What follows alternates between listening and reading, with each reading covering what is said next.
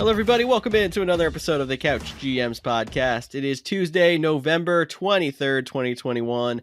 I'm your host, George Kerth, and I'm here preparing for Thanksgiving dinner with Cody Roadcap. Cody, how's your keyboard? Hey, my keyboard's doing good. It's being fixed. It's on its way back from Apple. They fixed it, so I know you joked about water and keys don't mix. I don't think that was the issue. But other than that, I'm doing pretty good. All right, and we got Tyler Snyder here. I know we're going to do another episode this week, but Tyler, what's your favorite Thanksgiving dish? Anything that just holds my tears after this Titans game. So probably a bowl of mashed potatoes. Man, this intro got darker a lot faster than I expected. But we can just move it through here. We're going to talk about some NFL news and notes here from last week in the NFL. We're going to do some Week 12 waiver wire to get you guys help prepared for the fantasy playoffs coming soon. Make sure you find us on thecouchgms.com and on our social media channels, Facebook, Twitter, and Instagram. Why don't we jump into NFL news?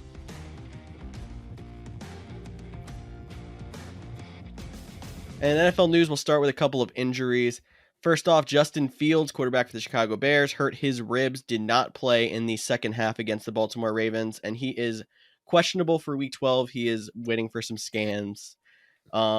The Bears' offense is getting better, and I'll say it looked decent with Andy Dalton as well, but does this Justin Fields news really kind of put a damper on their progress?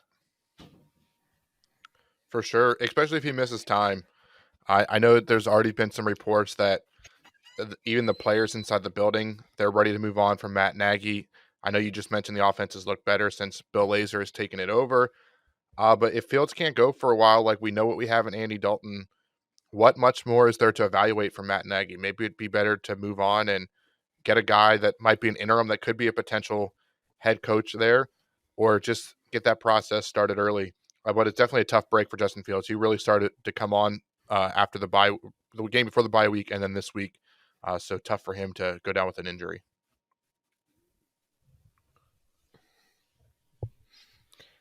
Definitely. And then we'll move on to another rib injury. We had Titans' only remaining starting weapon, it seems like, Antonio Brown, AJ Brown. Not even the other related Brown. I'm just way off in left field here. AJ Brown also has a rib injury. We are waiting for more tests to be done. His x-ray came back negative, but it does not mean he does not have any fractures in his ribs. Tyler, I'll let you take this one. The Titans are beat up. AJ Brown being gone is just another one. Is there anybody even left worth talking about on a fantasy show from the Tennessee Titans right now? No. Just no, because it's so sad. The Titans had such a powerful offense coming into the season. I've never been more excited to see what, AJ Brown, Julio Jones, Derrick Henry could all do on the field at the same time. And I never really got to see it. And since week 1, the Titans are now without their top 4 wide receivers, their number 1 tight end, their number 1 running back, most of their defense, half of their offensive line. There's really nobody left on the Titans. The injuries are just unbelievable. Every team has to deal with injuries. It's part of the NFL, but to see this many of their top players go down at the same time, it's just ridiculous. And as far as, is there any fantasy starters? Well, you thought Adrian Peterson would be a guy, but then it was Dante Foreman. You thought Dante Foreman would be a guy, and then it was Dontrell Hilliard. So at running back, no. At receiver, the top 3 options going forward against New England's great defense is going to be Nick Westbrook-Akina, Chester Rodgers, and Dez Fitzpatrick. If you're wondering who those guys are, exactly. New England has a great defense. All of those receivers are really not worth owning. And then the Titans have a bye week following it, a much, much needed bye week. So there's really nobody worth picking up on the Titans side. Julio Jones should hopefully return after the bye week. AJ might be all right after the bye week. So let's hope that Titans might finally have some people back in a few weeks from now. Much unexpected fantasy wasteland in Tennessee from such a good team, but they're still finding ways to put together a decent record so far. We'll see how that works for this week and then after the bye when we break down their game in our episode later this week. A couple of contract extensions to hit here. Cortland Sutton is going to be staying put in Denver. There were some questions after they signed Tim Patrick to a contract extension last week, but they decided to double down on their wide receiver room right now. Also signing Sutton to a 4-year, $60 million deal. Now, I feel like Sutton is not really putting together a great year because he's not having that boom fantasy year that he had, was it 2 or 3 years ago now? But really, when you look at it, he's near the top of the league in receiving yards. He really is showing he can still be the guy. Do you guys think this was a good move for Denver? Yeah, I think people are going to question it, first off, with them drafting Jerry Jeudy. And, I mean, you can't have enough good weapons, but that's a lot to commit to the wide receivers. You mentioned already signing Tim Patrick. But it's definitely a valuable move, and it also makes Jerry Jeudy, in a sense, I'm not saying it's for anybody, but makes him expendable. If we heard a lot of rumors about Denver being involved in Deshaun Watson, Aaron Rodgers, possibly Russell Wilson, all guys that could be available again this offseason.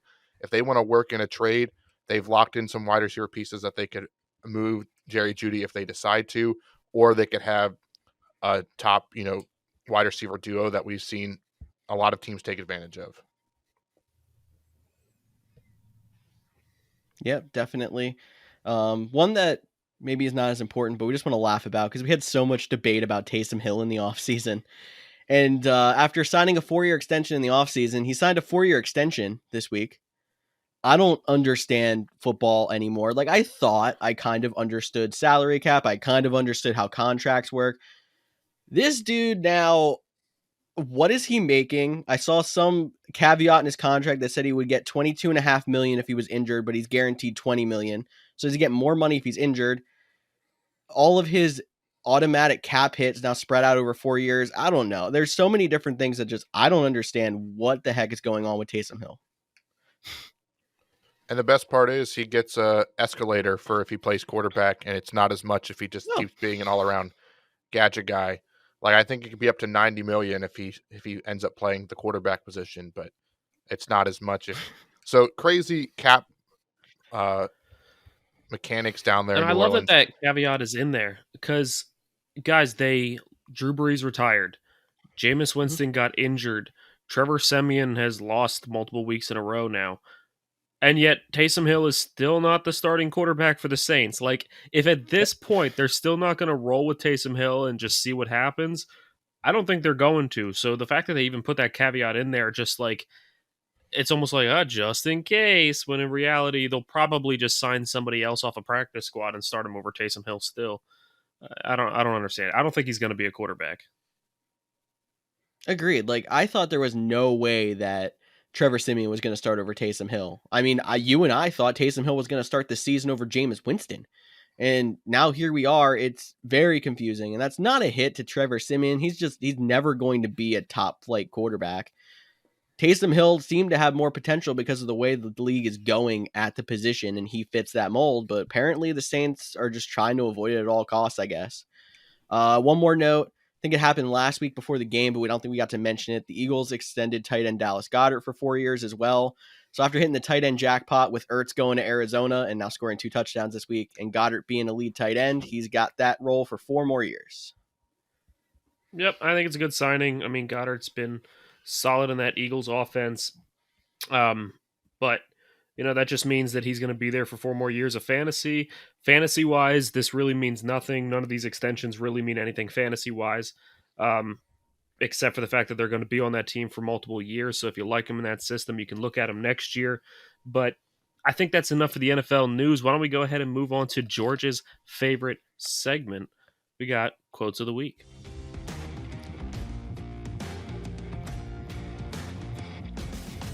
Quotes of the week. I think we had to hold it just to one good one this week because there was a lot of quotes. Baker Mayfield did not have his post-game press conference. He did not meet his media obligation, but talked afterwards on Monday about the fans booing him after Sunday's game. And he said, quote, "Those are probably the same fans who won't be quiet when we're on offense and trying to operate. So I don't really care."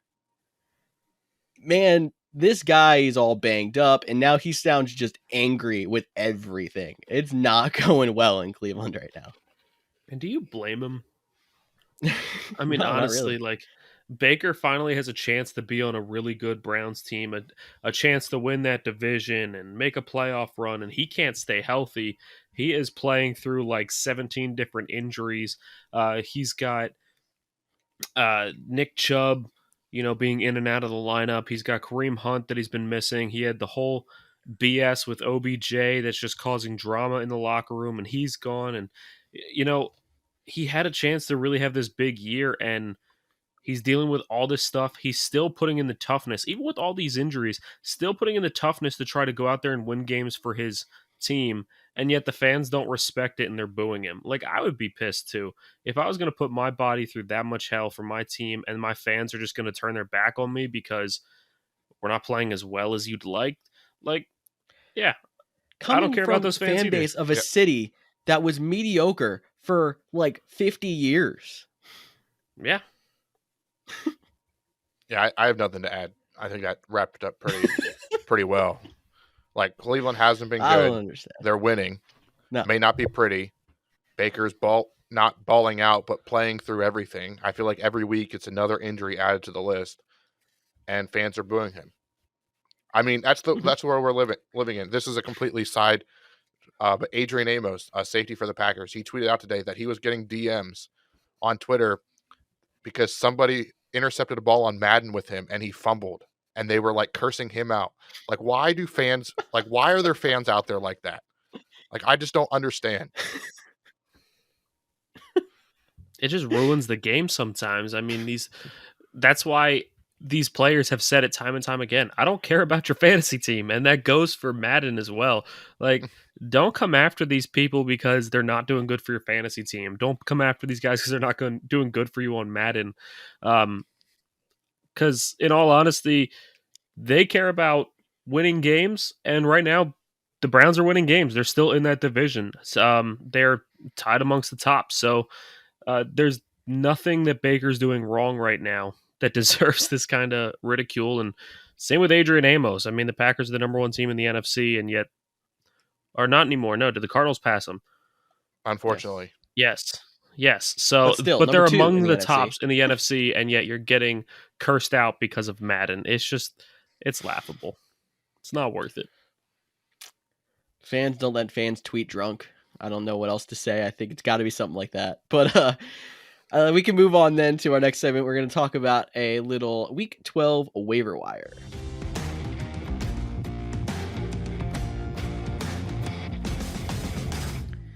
And I can head off our waiver wire this week because I think it's something that I can't say I was wrong last week, but I got to add on to what I said last week. So last week I was between Cam Newton and Tua in my waiver article. I went with Tua. He had a decent week. I still think he's a good play going forward, but it looks like I should have went with the other side, and I'm going to put on my article this week. It is Cam Newton. He absolutely balled out in his first full game back in Carolina. We obviously know he's a quarterback with rushing ability. That is a cheat code in fantasy football. Definitely somebody who, if you have some bye weeks coming up, or if you are struggling a little bit at the quarterback position, it's a little bit left to tell, but he could be somebody that sneaks into that streamer / borderline QB1 in fantasy kind of option. Absolutely, he could, and he's worth looking at, especially because of I don't know what's going on with quarterbacks in general. It's such a weird year for quarterbacks. Guys, just let me take 1 second here, since we're talking about quarterback waivers, and I just want to read off to you some of the top quarterback plays of Week 11. You ready for this? Mm-hmm. All right, number one, and the top three are Justin Herbert, Aaron Rodgers, Jalen Hurts. All three solid quarterbacks you expect to do well. Fine, so we're going to move past those guys. After that, we got Cam Newton, Kirk Cousins, Trevor Siemian, Taylor Heineke, Colt McCoy, Ben Roethlisberger, Tyrod Taylor, Joe Flacco, and then we finally get to Tua and Josh Allen before getting to Andy Dalton, Jimmy Garoppolo, Tyler Huntley, Mac Jones, Carson Wentz. Guys, I haven't hit Mahomes. I haven't hit Dak Prescott yet. Like, all these big name quarterbacks. And you're not going to unless you get down to like QB 52. Haven't gotten to Russell Wilson. I haven't gotten to Derek Carr, who's had a good season.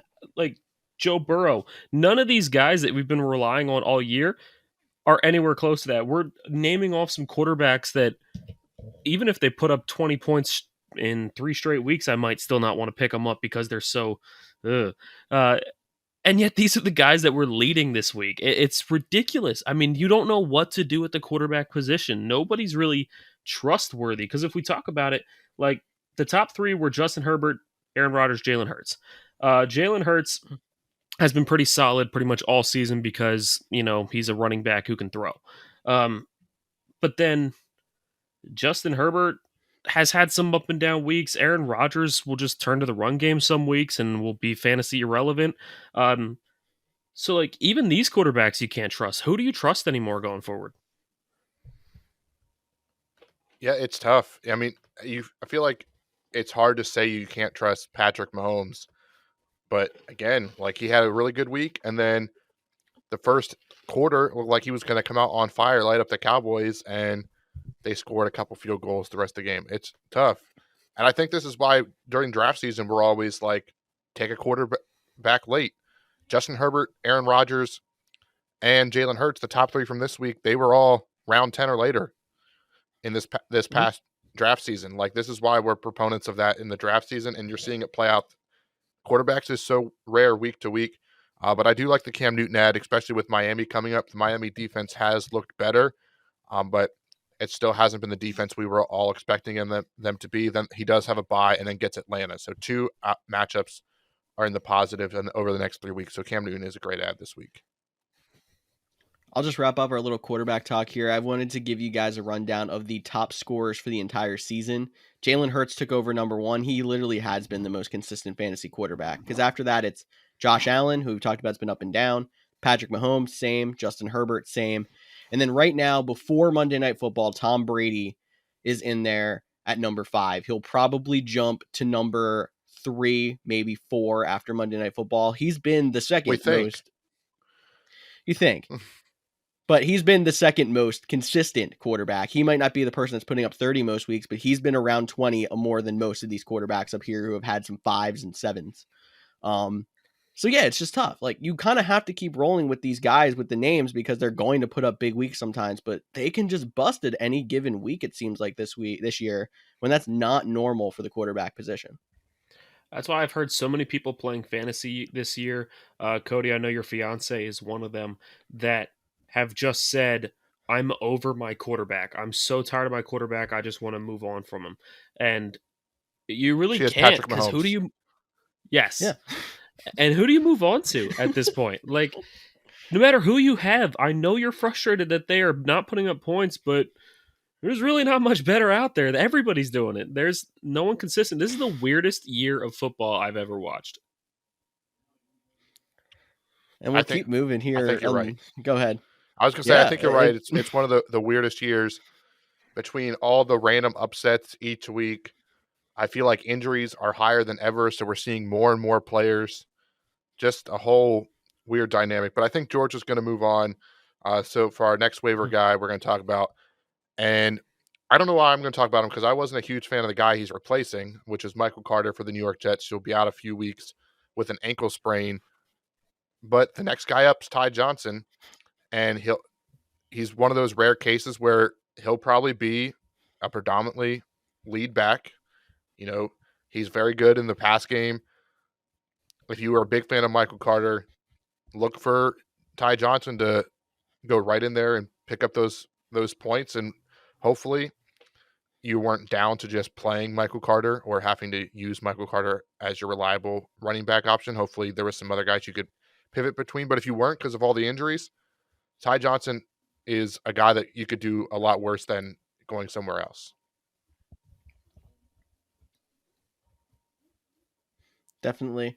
I can wrap up our running back talk for this one here. We got Devonta Freeman because Baltimore's backfield's been a mess, and it seems like I was worried because we didn't know what was going to happen when Mark Ingram came back, but now that we see, not Mark Ingram, Latavius Murray. I keep getting mixed up with these former Saints, now current Saints running backs. I don't know what is up with me lately. Latavius Murray came back this week, and we still saw Devonta Freeman grab a bulk of the carries and actually had his best fantasy day in the last 5 weeks, and that was even when he was, in a less crowded backfield. So I like Devonta Freeman moving forward. We always said there had to be a running back that was relevant in Baltimore, and now we might get back to that case finally if they're going to give Freeman the carries that he's been begging for. It is worth noting, though, that Lamar Jackson didn't play because of a non-COVID virus that was going through the locker room. So if he can be back, Freeman might lose out some of the rushing opportunities that Lamar Jackson will inevitably take away. Could affect him in the goal line. But still, we're getting closer to at least one Ravens running back that we feel somewhat confident, I would think. Yeah, and you know what?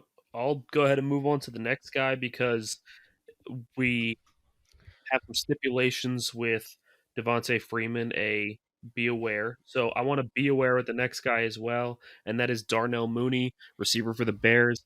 And yes, I love Darnell Mooney. I was one of the biggest fans of his preseason. I know Cody was too. We hyped him up real hard. But be aware, Justin Fields was ruled out for next week. It is going to be Andy Dalton.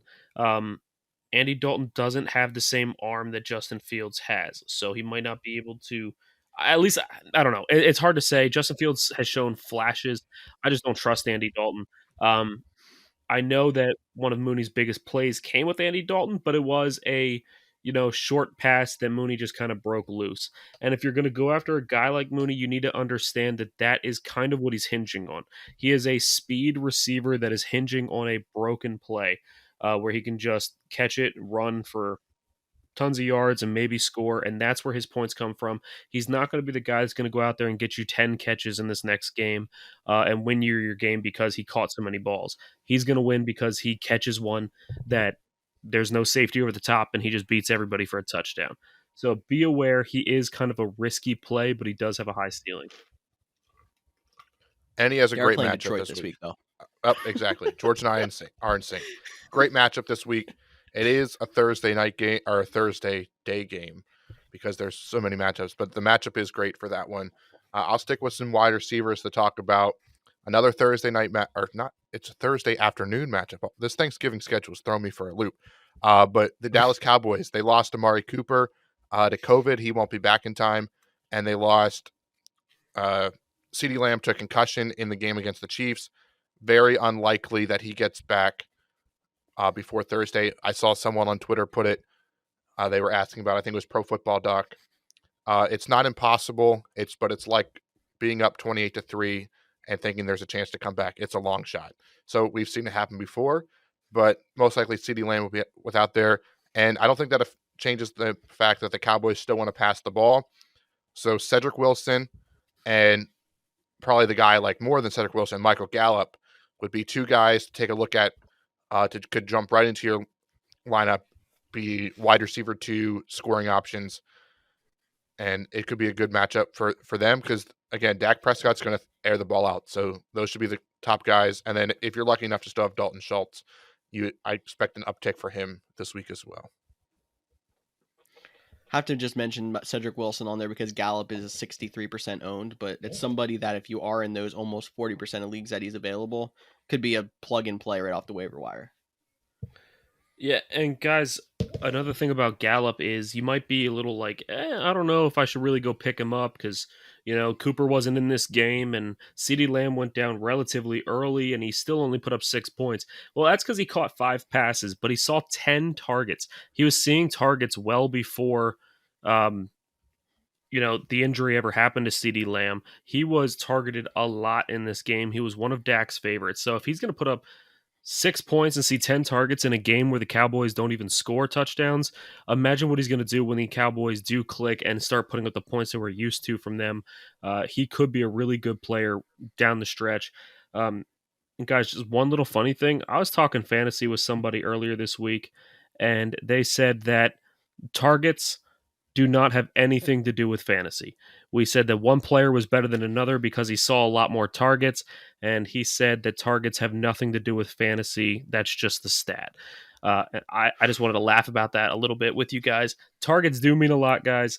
If you're seeing the targets, you're going to see the volume. You see the volume, you're going to see the points, and that's why we talk about targets so much in fantasy. So stay away from I those kind of people. wish you would have asked him about running back carries as well, because would you rather have a running back that gets 20 carries a game but gets less touchdowns, or would you rather have a running back who gets 10 carries a game but gets more touchdowns? James Conner. Yes, Yeah. exactly. Would you rather have James So Conner? like, I kind of wish you rather would have followed up with that and just tried to throw it back. But hey, targets matter. You're right.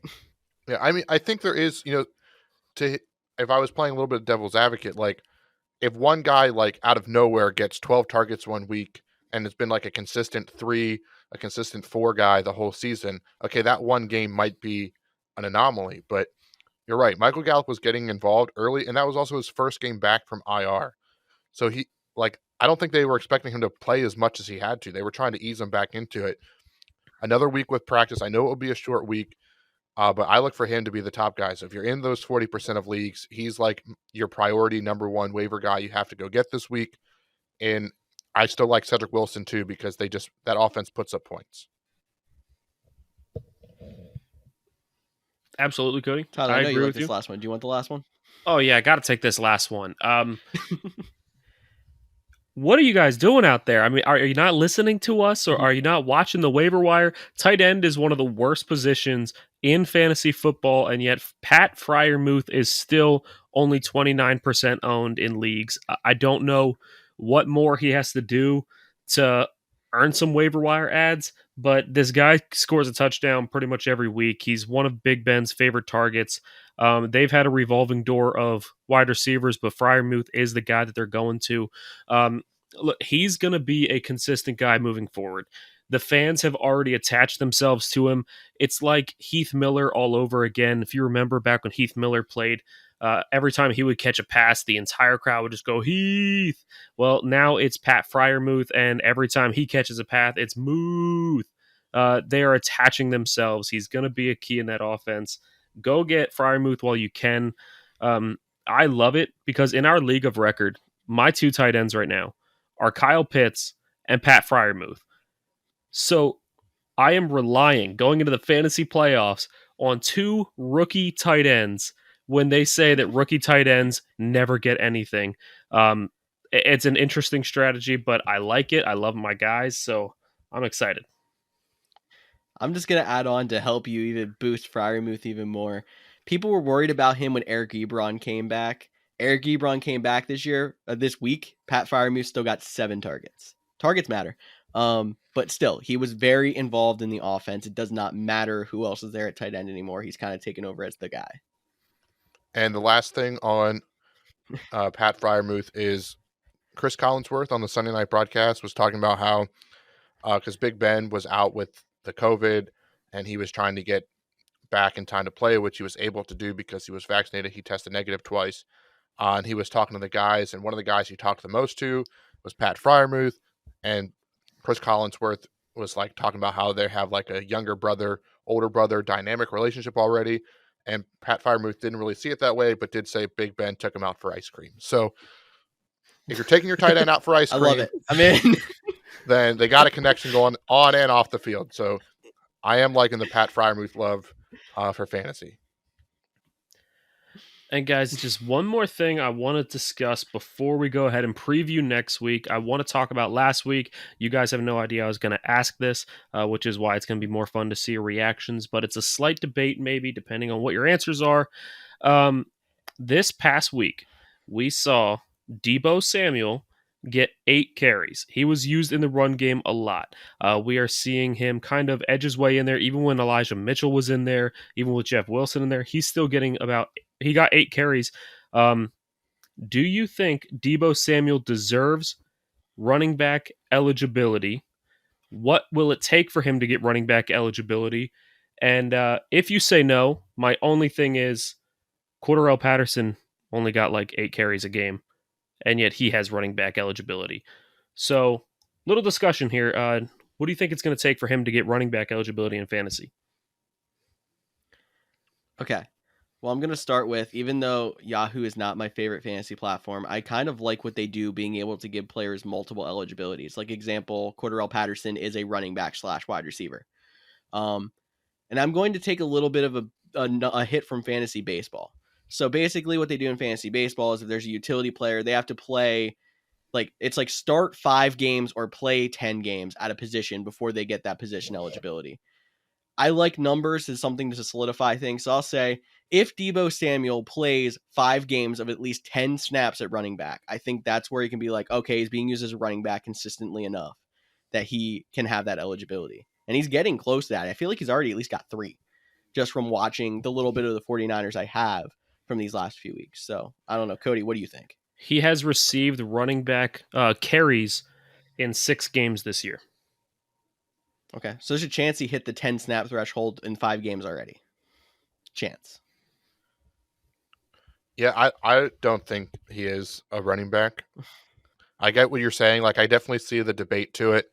I will say, like, a Cordarrelle Patterson had his position officially changed to a running back for a while. A guy like Ty Montgomery, he had his position officially changed to a running back for a while. Debo Samuel's still defined as a wide receiver. Now, I know they're getting creative. They're using him a lot. This reminds me a little bit of, I want to say it was the 2014 season where the Packers ended up being devastated with injuries, and Randall Cobb had like 12 carries one game at running back, because it was the year Ty Montgomery eventually took over for the Packers. But same thing, a wide receiver was helping out with running back injuries, and that's what they've had. They've had running back injuries. The guys they don't like, they still don't like Trey Sermon for whatever reason it is. It seems more of like a gadget ploy right now than an actual attempt to, quote unquote, make him more of a running back. So for me, I'd keep him as a wide receiver. You see, but that's why I went a step further and said he has to be able to do it consistently for a certain amount of games, because I think there comes a point where you're going from he's filling in for running backs, he's doing what the team needs to, the team actually wants to use him here. So that's where I kind of got my numbers from. If they use him there for X amount of games, it's something that he just does. It's not like he's doing it as a need. Yeah, look, there's still leagues that list Taysom Hill as a quarterback, and we don't see him take snaps at quarterback. He plays receiver, he plays running back, yet he's still listed as a quarterback because that's his NFL position. So it's curious what it takes for fantasy to switch over what their actual position is. I mean, last week he's received 5 targets in the game and 5 carries. So he was equally utilized in the pass game and the run game. If you're not looking at where he took snaps, you're looking at how he was used. It was even. This week he saw 2 targets and 1 catch, but he saw 8 carries. So it's definitely a lot more used in the run game. It's going to be curious to see how they continue to use him, if they keep using him in the run game more than the passing game. And, if the trend continues like this week where he does receive a lot more rushes than he does targets, this could be pretty interesting on how fantasy is going to handle his position eligibility. But I just wanted to ask that quick because it was something interesting I thought of earlier. Want to see your take. Mm-hmm. So, guys, how about we go ahead and move on to our Thursday night preview, which is actually the 3-game Thanksgiving preview.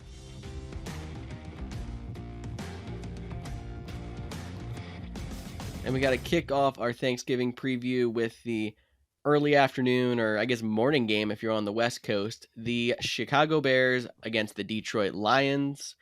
I know, a real winner of a game here to start it off, but we can't really help that because the Lions always have the early Thanksgiving game. We'll start with the Bears side because we talked about no Justin Fields, Andy Dalton starting. We also don't know the status on Allen Robinson. He also did not play last week, which is probably another reason why Darnell Mooney had 16 targets in that last game. But even with Andy Dalton, he did show a little bit of a connection with Darnell Mooney. If you do not see Allen Robinson, is he somebody you can start in a great matchup against the Lions? Not with Andy Dalton, personally. If Justin Fields is still in there, I think I'd be rolling with Allen Robinson. I know it's a quote-unquote great matchup against the Lions, but, I mean, what did the Browns do against the Lions that was really that thrilling if we're going by recency bias? I know that it's a good team that they're playing against, but at the same time, you still have to be a good team to perform. And I think with Andy Dalton, and they're just not going to look as good to me. I like David Montgomery a lot in this matchup. I think he's probably my favorite person. But as far as Allen Robinson, I'm probably leaning towards not playing him. And Darnell Mooney, in my opinion, is a borderline flex play at best. I'm really low on the Bears with Andy Dalton playing. Yeah, I don't hate the Darnell Mooney if you lose Allen Robinson as well, which doesn't look like he's going to play. I mean, he didn't practice or play after the bye, not practicing on Monday. Doesn't look great for him to playing on a short week. I think because he's like the go-to option and it is a bad matchup, I do like it, especially because, the two teams on bye are the Cardinals and the Chiefs. That's a lot of wide receivers. We only have two teams, but that's a decent amount of top wide receivers that are out there. Guys might be looking for different flex options. Some running backs will be missing as well. So I'm not like, it's not a prioritize, let me 100% get this guy in my lineup, but definitely, he's a flexible option that has some high upside. All right, and then Lions side, Swift and Hawkinson. Yep. Okay. And it is worth noting that Jared Goff did practice, so Jared Goff might be back, so that might boost Hawkinson. I don't even know if that would boost Hawkinson or hurt Hawkinson if Goff is back. But still, yeah, Swift and Hawkinson, those are your guys. Okay. Swift and Hawkinson. We're spending almost as much time on the Lions these days as we are the Texans, but Texans don't play on Thanksgiving. We can move on to the second game. Right around when you're getting ready to settle in for dinner, you got the Raiders traveling to the Dallas Cowboys. We'll start with the Cowboys side because we talked about them a little bit already as well. A lot of wide receiver injuries. Well, I guess COVID for Amari Cooper, and then compact disc Lamb with the injury last week. So we already talked about Gallup, and we talked about Cedric Wilson. They both could be good plays and a boost on Dalton Schultz. What about the running backs, though? Tyler, I know you were texting us this week because you were worried that Zeke left the game for a bit of a time. Are you worried about the running backs at all in this matchup? I think I have every reason to be worried because Zeke got up and he was limping bad. Like, he looked like he could barely put any weight on his foot, and he goes to the sideline, and then like 10 plays later, he just jogs in and plays. And it looked like it might have been, after watching the replay, like a high ankle sprain. I was like, oh God, this guy's going to miss 3-4 weeks. And then he's fine. He's playing and he's heavily utilized and everything was okay. I think they're going to use both running backs again. They always do. I actually think that with missing CeeDee Lamb and missing Cooper, that they might actually get Pollard even more involved by using him in the passing game. So I think this could be a time where you could use both running backs in your fantasy lineup. Obviously, I like Zeke a lot more, but Pollard could be a borderline play as well in this matchup. Yeah, I agree with everything Tyler said for that one for sure. Yeah, that injury didn't look good for Zeke, and you're right, he was back in. I thought it was ankle too. It's listed as knee. He was limited practice on Monday. So it looks like the guy will be good to go. And we did just see Joe Mixon eat up that what we thought was a decent front seven for the Las Vegas Raiders. So could be a good week for Ezekiel as well. To be fair, Joe Mixon, I did watch that game a little bit more because I know George and I were both hinging on Joe Mixon in some of our fantasy matchups. Mixon had a lot of carries for like nothing. He was stopped on a hell of a lot of carries, but the thing that the Bengals did differently than a lot of teams that actually helped their run game is they just kept doing it. They took the Titans approach in who cares if he runs for 1 yard 6 times in a row, let's run it again. They kept doing it with Mixon, and eventually he started breaking some loose and starting getting some really big plays. So I think that's also worth noting. Let's not just assume that their defense fell apart there. If we see a lot of carries from Zeke, from Pollard, which I think we really will here, then they could start eating up, but they could get shut down on more runs than you would like. Definitely. I think that the NFL has like a lost art of wearing teams down for the second half. The Titans were the one team that really did it, but the Bengals do it on occasion with Mixon. The Browns do it on occasion with Chubb and/or Chubb and Hunt. And those teams have rushing success in the second half when they do that. So it's worth noting if the Cowboys are going to jump onto that blueprint. We can move over to the Raiders side though, and we can start with running backs. Josh Jacobs, Kenyon Drake. It's probably got to be Jacobs as your starter, but how confident are you feeling in that one? About as confident as I was when we put him on the like in the 24s, 25 range in the way too early running back rankings. Just not a guy that I can really trust right now. I know Drake is dealing with a little bit of an injury. He did practice, but he was on the injury report. They just cannot seem to get Jacobs going. Like, he's just been so inconsistent this year. He seems like he's still a talented running back, so I think it'll eventually start to click for him, and they'll eventually get him going. But, the Cowboys, we don't normally think of them as a good defense, but they just held the Chiefs to under 20 points. Like, Jacobs is like the guy to feature. Like, they might take him away. It's him or Darren Waller, and Darren Waller has been another inconsistent guy. Maybe that's just the theme of the Raiders' year, inconsistent. Yeah, I kind of agree with you, Cody. I'm one of the biggest Josh Jacobs fans on this podcast.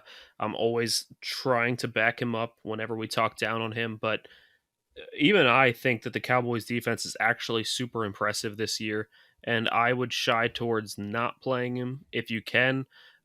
Flex play at best, but Jacobs is definitely a guy you need to be wary of. But outside of the running back position, Darren Waller finally had a good game again.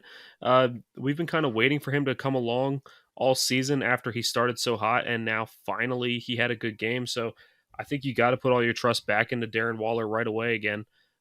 Because without Ruggs, I mean, who do they have? Renfro was disappointing this week, even though he's been looking good. We didn't see anything from Deshaun Jackson. We didn't see anything from Bryan Edwards. It was really a bad game offensively, except for Waller. It's just they're still targeting a lot of wide receivers. Like Zay Jones on top of that too is getting a decent amount of targets, but none of them seem to be getting enough targets to The good be old fantasy relevant. wide receiver by committee approach. Pretty much. Yeah. And I mean, I think if they stuck to Renfro and Edwards, they'd be having some success and then just use Deshaun Jackson down the field. But it's not how they want to play it. It's not good for fantasy, but Renfro's the best option if you have to throw a dart at a wide receiver on the Raiders, and it's not pretty.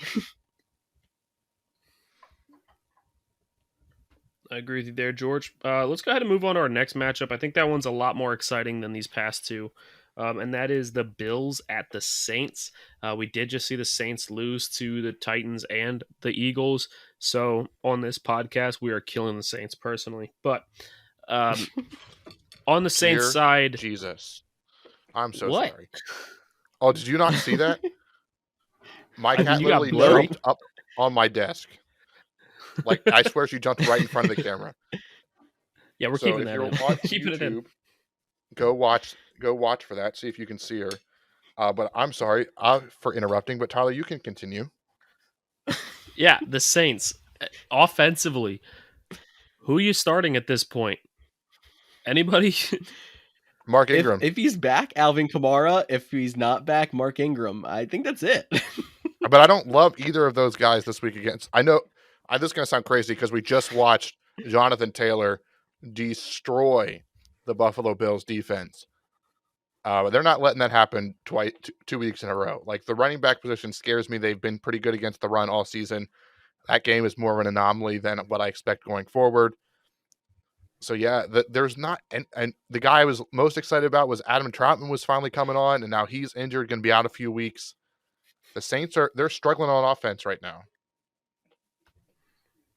Yeah, they're struggling all around. And look, I hate to say this, but like their receivers look bad. Running backs look bad. There goes the cat. There we go. That's a good time right there. But they are struggling at those skill positions. Do you start to put any trust into Taysom Hill? I mean, I feel like they're going to have to start getting him utilized in the offense more because they're running out of bodies.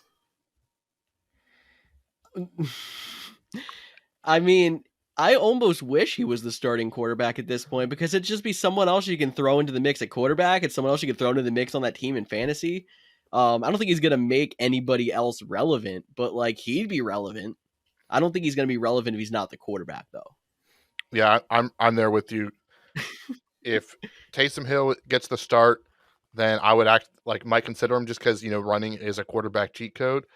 But if he's not, I'm not going out there in the hopes that he gets a trick play, hope that he lines up in tight end and catches a touchdown. It's too many ifs with that. He is on the injury report as well as Trevor Siemian. They both practiced in full on Monday. So one or both should still play, but definitely interesting to see. And it will be interesting to see, since this is a Thursday game, if they do end up pivoting more to Hill as the starting quarterback moving forward with the 10-day break. Yeah, it's worth noting, and I think you got to follow this running back situation too. I think Kamara not being able to play this past week is kind of sketchy because it's a short turnaround week. If he wasn't healthy enough to even practice the last few days, then why should we trust that he's going to be able to suddenly hop into a Thursday night game and be totally fine? So even if Kamara does play, you need to kind of temper your expectations. I could definitely see once Kamara comes back, it being a lot of a running back by committee his first week for sure. Mark Ingram and Kamara both splitting the carries 50-50. So I think both of them could be really bad plays this week if Kamara plays. Yeah, and we'll see if they try to push Kamara because of the short week. We'll keep you updated on our Twitter and all of that. We can move to the Bills side where running backs are not a thing. They just don't exist. They don't play. Are you any interest in Matt Breida? Like, now that he's seen, like, this is like 2 weeks in a row, he's been like the lead guy. Like, should have he been on the waiver wire article? Or are we just like, no, because they're gonna pick up like, I don't even know who they're gonna come up with some random fourth running back at some point. Their backfield is getting just as bad as the 49ers. Like, who the heck's gonna play? Matt Breida Or brought the it with him. Patriots. Who the heck's gonna play? Yeah, right.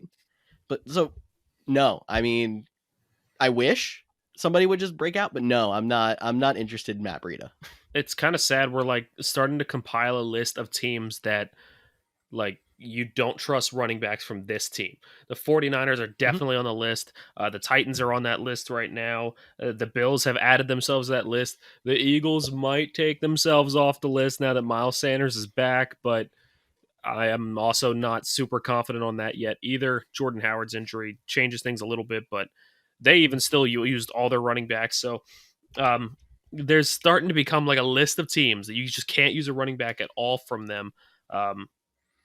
I hate to agree with you, but I think the Bills are definitely on that list. I don't trust any one of them. No. So then we can move on from the position of wasteland to, we got Josh Allen's going to be a play. You got to stick with it. We just said it. Even though he has been inconsistent, he's one of the top quarterbacks. He could go off for 25 in a given week. Just roll with it and hope. And then the wide receiver position, you got Stephon Diggs. Anyone else you like from that group this week?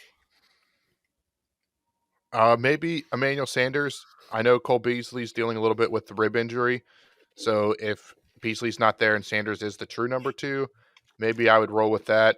But again, I think, like, I know it's crazy. Like, I feel like this is going to be like a defensive matchup. I know the Saints are coming off 2 tough losses and the Bills just got destroyed but the Saints and the Bills going into the week were like 2 of the better defensive units. And to both get embarrassed like that, I feel like they're going to come out with a lot of energy, a lot to prove, that I think scoring could be at a minimum in this game.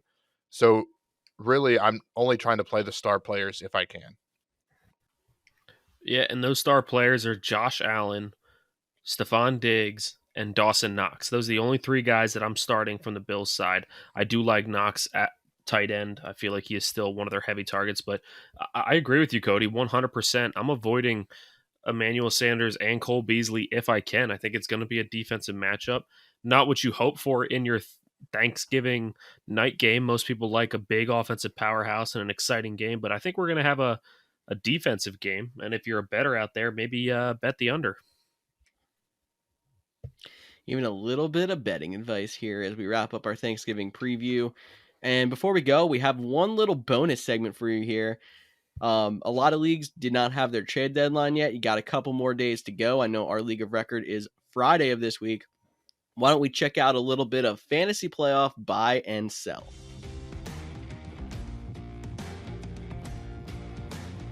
So as a little bit of a reference to the guys, and you guys can check it out as well on Full-Time Fantasy. I'll give a little shout out. They compiled a list of strength of schedule remaining for the season, and we can even sort it by weeks 15 to 17 for the playoffs. So it'll show us what teams have the best matchups against at each position. We can start at quarterback.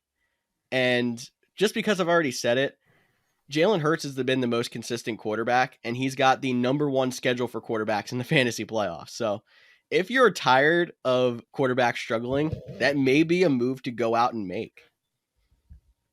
Yeah, as long as the Eagles fan doesn't own Jalen Hurts. Or honestly, if Jalen Hurts really is the number one quarterback right now, it's not like you're buying low on this dude. Everybody at this point can see that he is a top scoring fantasy quarter. He's great for fantasy. As an NFL quarterback, that's another debate. But for fantasy, he's a great fantasy quarterback. And when you're going out to buy the number one guy at a position, it's going to be tough, and you're going to have to sell a lot for him. And you have to decide, is quarterback the position you want to sell out for? I got a question. Would you trade Patrick Mahomes for him straight up? With Me how good personally? his I think I schedule, would, knowing that the playoff schedule. the playoff schedule, how up and down Mahomes has been. Yeah, I think I would. And you also have to look at the flip side. Kansas City is 31st on strength of schedule in the playoffs. So complete opposite end. I would trade Mahomes for Hurts straight up if they gave that opportunity. It's so hard to say yes, but it's I mean, as a Mahomes owner, I'm thinking if somebody offered it to me right now, would I do it? I would definitely consider it. It's, the top quarterback for a mid-level quarterback. If you look at rankings wise, strength of schedule wise, yes, the Eagles have number 1 and Kansas City is 31. So it would make a lot of sense, but it's like, man, getting rid of Mahomes, that's a lot. That's tough.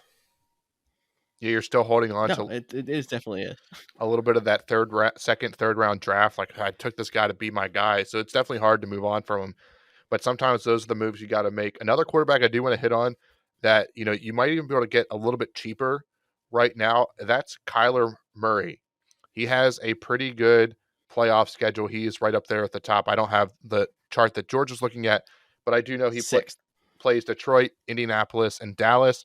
The last two, they're really good defenses they're not really good defenses against quarterback, but they're defenses that have coming on as late. So take it with a little bit of a caveat, but it's still a promising schedule. And he's been injured for the last couple of weeks. I know they did just sign Trace McSorley off the Ravens practice squad to the active roster. I don't know if that means there's been a setback, but maybe going out and trying to, if you can hold it, if you're set in the playoffs, if you can go out and grab a Kyler Murray as well that you might not need for this week or the following week, but to get him for the playoffs, I do like trying to add Kyler Murray. I think Trace McSorley signing was mostly because Colt McCoy got injured this past week as well. So their number 1 and number 2 quarterbacks are injured. So it's more of a insurance policy, a safety blanket. I think that's more about McCoy's injury than Kyler Murray's. So I 100% agree. That's a good move. Go out and get him.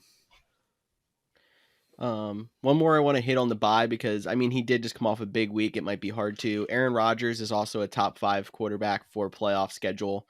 So hopefully you might see a little more consistency out of him. But it might be hard to buy him after a week like last week. People might be back on board. I want to throw the flip side before we move on to running backs. Baltimore's at the bottom, 29th in playoff schedule. Would you try to sell one Lamar Jackson? No, because he's not a quarterback. Would you try to sell running back Lamar Jackson? No. They have the 29th ranked schedule for quarterbacks, but Lamar doesn't play quarterback. He plays running back, so I wouldn't worry about it. Because let's see, it's 16th against the run. That's middle of the pack, so you still have one of the top quarterbacks going against middle of the level run defenses, so he should still be fine. I'm keeping Lamar. Yeah, one other name that you should probably. We talked about him as a waiver wire. He has a code couple weeks, but his playoff schedule is not very good. That is Cam Newton in the playoffs.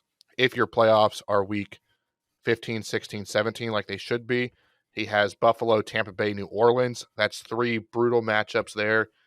Try to sell him high. Unfortunately, most trade deadlines are this week before Thanksgiving. The matchups start. So if you can trade him after that big week, sell him up on the hype, maybe get a Stephon Diggs level player for him like Snyder did last year in week 1 after he had a big game. Hey, you can go out there and do that.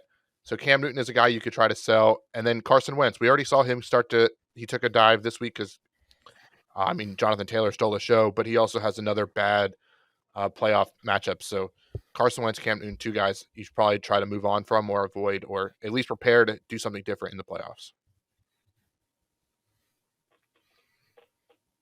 All right, we can move on to the running back position then.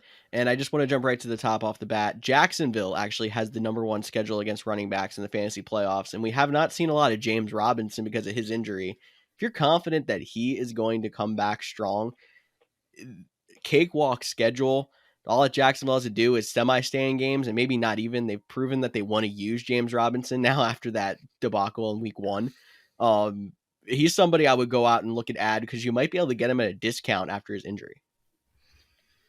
Yeah, and that's the same thing you can say about David Montgomery. He is the 4th best schedule for fantasy running backs in the playoffs. He had a long-term injury and comes back and only doesn't really put up much against a good defense. So people could be kind of over David Montgomery. Look, if you've had him and he's been out this long, most teams have already come up with a backup plan for him anyway. So they should be able to have him be a little bit more expendable. That might be another guy you can go out there and get who has a great fantasy playoff schedule. And I love David Montgomery. I don't know why, but I'm a big fan of his in this the rest of the fantasy year. And I'll give you one more running back to keep your eye on. This isn't a guy this guy could be a league winner, but he might not even be the starting running back. So hear me out. I'm going to say Javonte Williams. Now, I know that's been a complete split with Melvin Gordon and himself in Denver. Denver, those 3 weeks, they get Cincinnati, Las Vegas, and the Chargers. 3 great matchups to run the ball against. I like Javonte Williams. He hasn't done enough to completely separate himself, but we can start to slowly see that he's slowly overtaking. He's starting to be the guy that gets 13 to 12 carries. It's slowly coming. And then it's also great insurance if Melvin Gordon were to get injured, he would instantly become a league winner. So if this is more of a depth play that has a great schedule for a guy that you might want to target for the rest of the season. Yeah, and my guys I want to look at, I'm not going to spend a lot of time on the New England running backs. They have a terrible schedule. I explained this last week. Damian Harris was my absolute please sell him now, especially with Ramondre Stevenson stepping up and taking carries. So if you have either of those New England running backs, sell them high while you can because you're not going to want to play them in the fantasy playoffs. But the guy I really want to talk about now, hear me out. It's going to sound like a lot, but sell Alvin Kamara if you can. He has one of the worst schedules for fantasy running backs, 29th. I think he has this injury, which has held him out a little bit longer than we expected. Could be a lingering injury, something to watch. He has Mark Ingram, who's been stealing a lot of carries. So you could have more of a running back by committee, something to watch. And the Saints look bad offensively. They're not moving the ball offensively. Right now, they're still able to use the run game because their defense is holding them in games.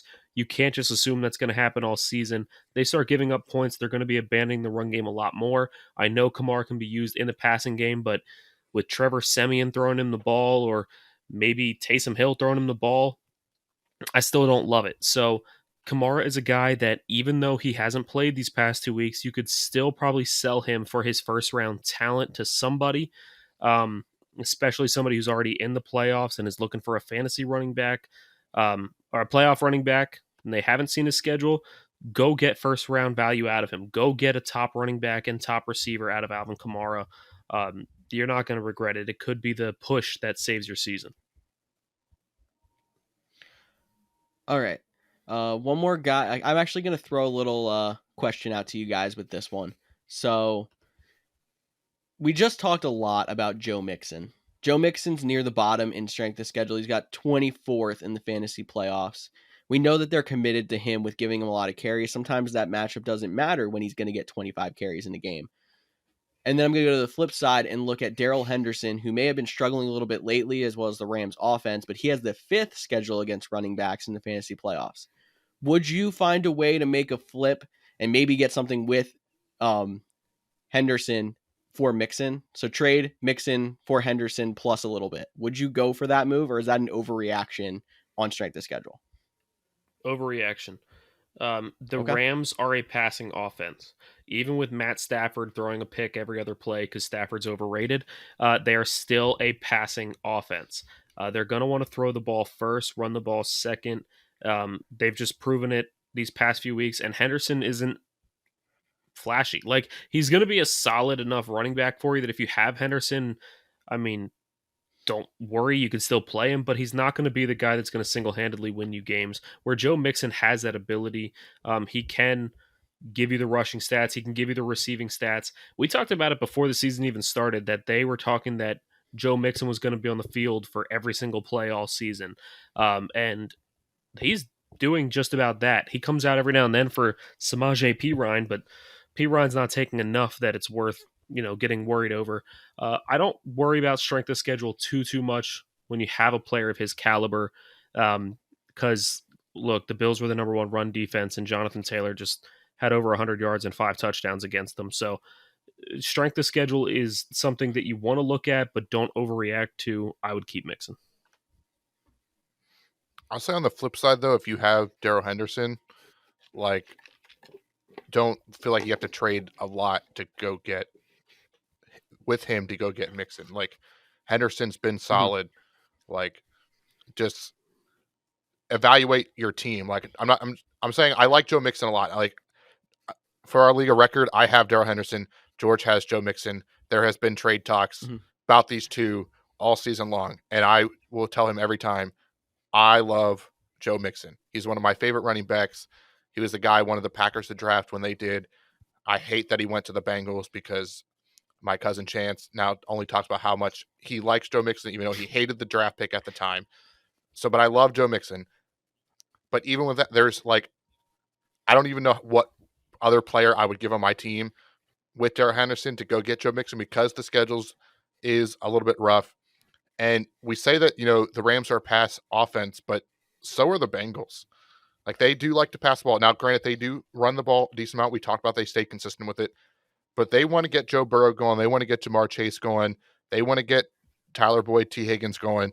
So they're a pass-first offense too. So Joe Mixon can have those down weeks. So from a consistency standpoint, it is tough to go out there and buy Joe Mixon.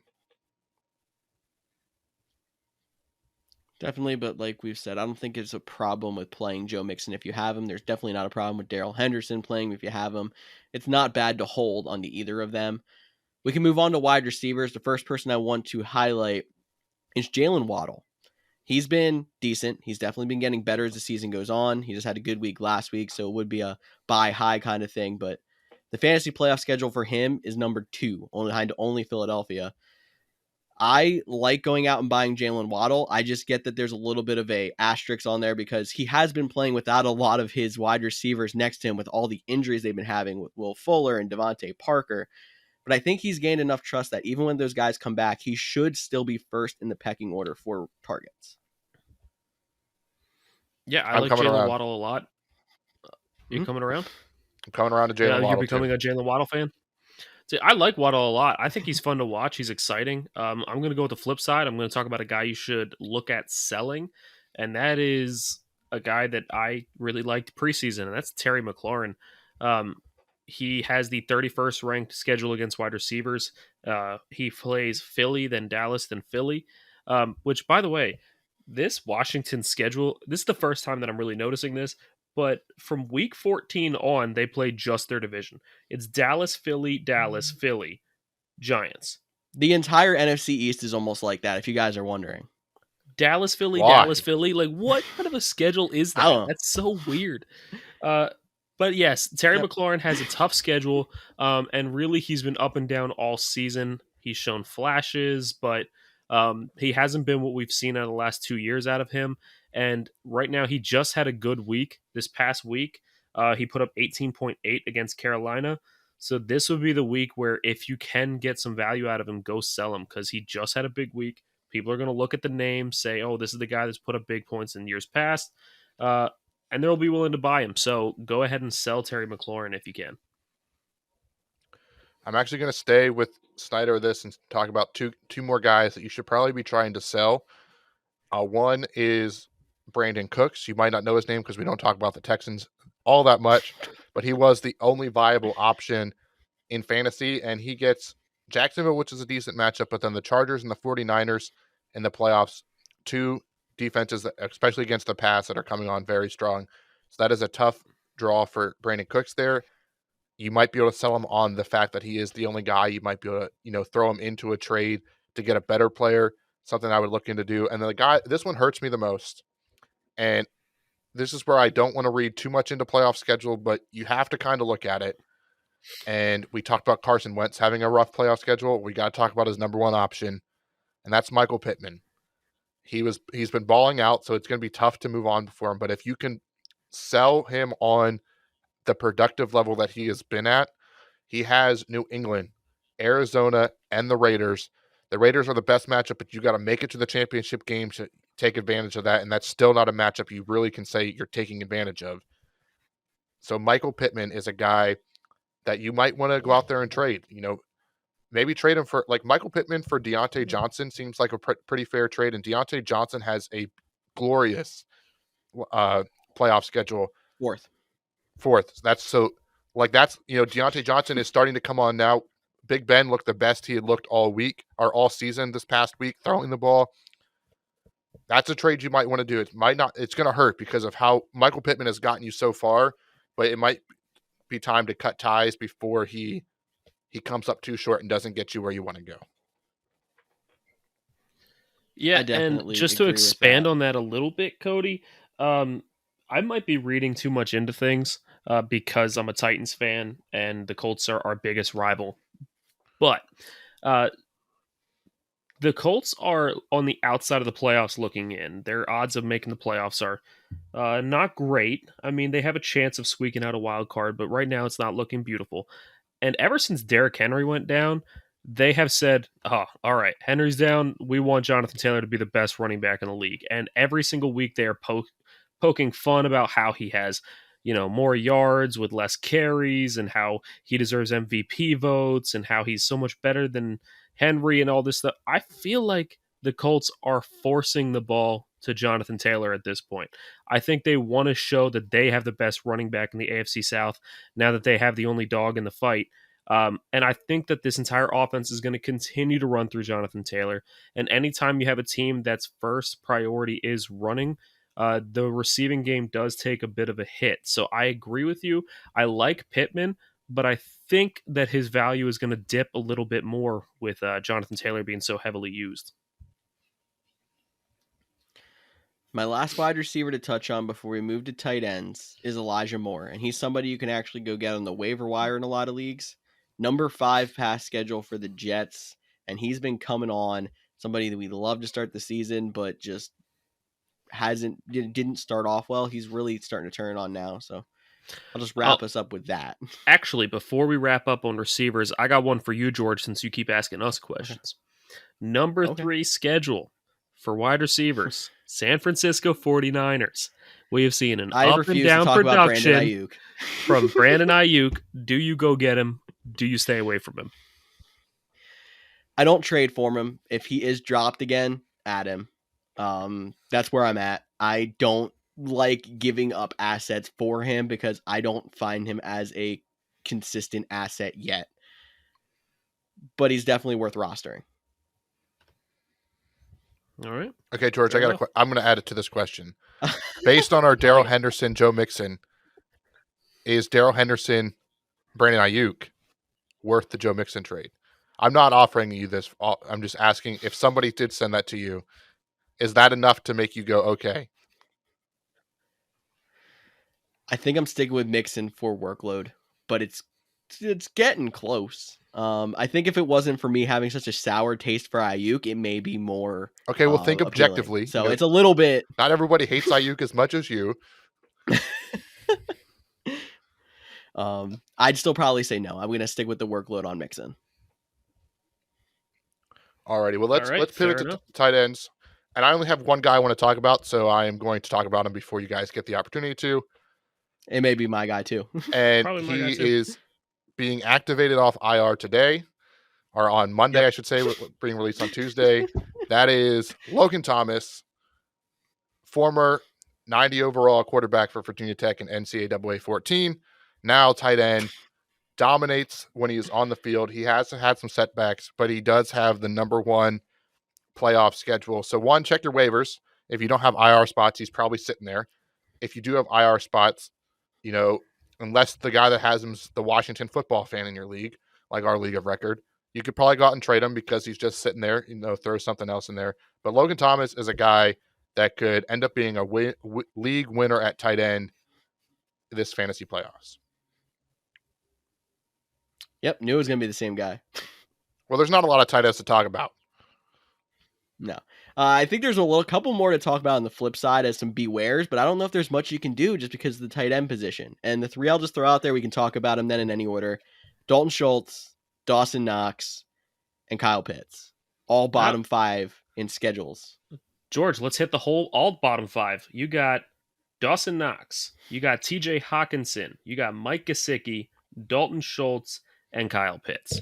So let's add all five of them in there. It's five of the top tight ends this year after the top guys. Yet it is the five worst schedules. Which one of those guys do you still trust? Which one of those guys are you fading away from? Don't all answer at once. Can I give you two I still trust? Because I'm just going to go with the top two in talent, and that would have to be Hawkinson and Pitts. Like, they're two guys that are on my, at least on the borderline of, you have to start every week regardless of matchup just because of their talent. So those would be the two I'd be the most confident in. Least confident is probably Dalton Schultz because there's so many mouths to feed in Dallas, and then you have a bad matchup against tight ends as well. It's also worth noting Dallas is number 6 against wide receivers in that stretch. Could be a big wide receiver fest and not a lot of Dalton Schultz in the fantasy playoffs. That's a big beware on my front. That'd be where I'd go. I still have a little bit of trust in Dawson Knox personally. I know that he is maybe not as talented as these other guys. He does have a tough schedule, but Dawson Knox is kind of solidifying himself in that offense.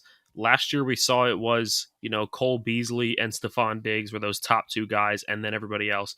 This year it's Dawson Knox and Stephon Diggs and then everybody else. And some days it's Dawson Knox is above Stephon Diggs. I think he's becoming too big of a part of that offense to fade away from. So I still like Dawson Knox personally, but I am definitely fading on Dalton Schultz. Yeah, I agree there. So why don't we just we can lump them into one because kickers don't belong in fantasy football anyways, but kickers, defenses, except Evan Mcpherson. Evan Mcpherson, my guy. He has the number 6 schedule for kickers. He's on the waiver wire. Just had 19 fantasy points. Boom, boom, kicker, Evan Mcpherson. Go get him. That's as much kicker talk as I will allow myself for this podcast. I think I'll talk defenses more. The two I like the most would be Buffalo and Tampa Bay. They've already been top defenses. I actually saw Tampa Bay sitting on a waiver wire in one of my leagues because of a bye week situation, whatever. Those two are defenses you can add now and play pretty much every week through, but definitely every week in the fantasy playoffs. So those would be the two big ones for me in defense. Yeah, I mean, defenses are kind of sketchy for me personally. Yeah, go ahead, Cody. I was going to say, defenses are tough. The one name I'm going to say maybe try to avoid is a defense that, we're so accustomed to being at the top. They haven't fully been there this year, but it's still going to be hard to not think of them as a top defense you can rely on. That's the Baltimore Ravens. They have Green Bay, the Bengals, and the Rams. 3 offenses that can put up points.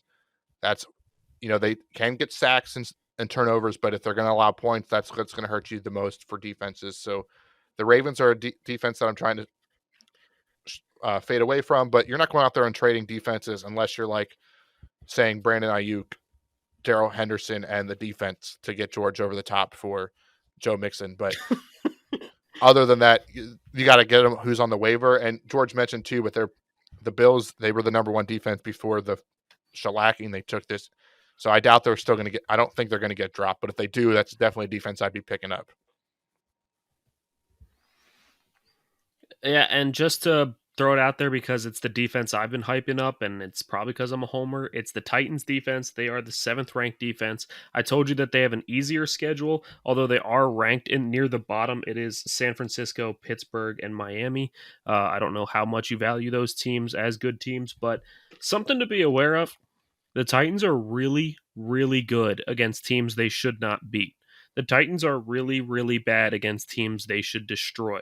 It happens every year. I said it on the podcast last week, if you remember, that I'm more scared about the Texans than I was about the Rams and the Saints and all those teams, and it turned out that way. So Titans put up 19, 12, and 18 against Kansas City, Indy, and LA, but they put up a solid 1 against Houston and a solid 6 against the Jets. So beware if they actually play these easy teams. They might not be as good as you'd think.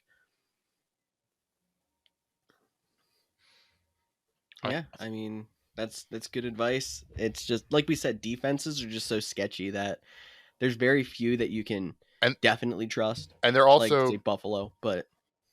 Yeah, they're also, like, we're still a few weeks away from the playoffs. Like, they're going to change. Like, it's still a very flux situation. So definitely pay more attention to the guys at the skill positions that you should go out and target. But we had to throw some defenses and kicker. Well, we have to throw a kicker. I just had to talk about Evan Mcpherson because, of course, the person that doesn't like kickers is the one person to throw a kicker. Well, yeah. Well, you guys told it last week. I told you I was picking him up this week, and for no reason other than I liked him, and he balled out. So now I have to give him a shout out every week because I'm not cutting him and hope he balls out again. So that was your weekly dose of Evan Mcpherson hype. But that was another great episode of the Couch GMs podcast. So as always, thanks for listening.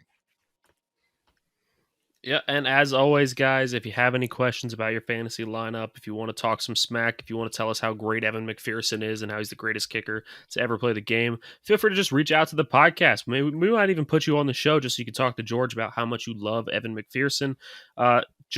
It's a lot more fun for us and a lot more fun for you when you guys get involved. So please get involved.